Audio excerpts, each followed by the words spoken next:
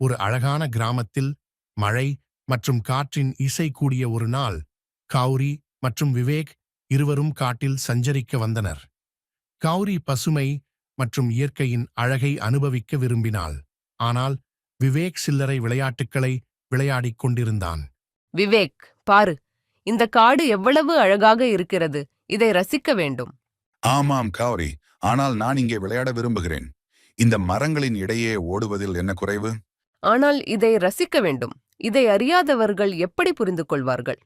இனி எனக்கு காட்டிடலாம். உனக்கு நன்றாகவே தெரியும். கௌரி விவேக்கை காட்டின் அழகான பகுதிக்கு அழைத்தாள். அவர்கள் காட்டின் மையத்தில் உள்ள ஒரு அழகான நீர்க்கழிப்பகத்துக்குச் சென்றனர். பாரு, இந்த நீர் எவ்வளவு தூய்மையாக உள்ளது. இதில் மீன்கள் கூட இருக்கிறது. இங்கே விளையாட முடியுமா?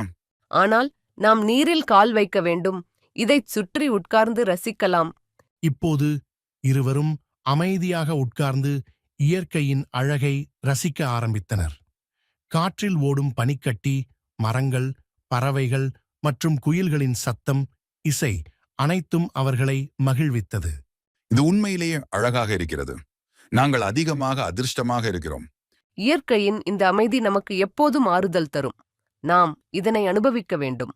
இவ்வாறு கௌரி மற்றும் விவேக் இருவரும் இயற்கையின் அழகில் விழுந்து அந்த நாளை மறக்க முடியாததாக மாற்றினார்கள்.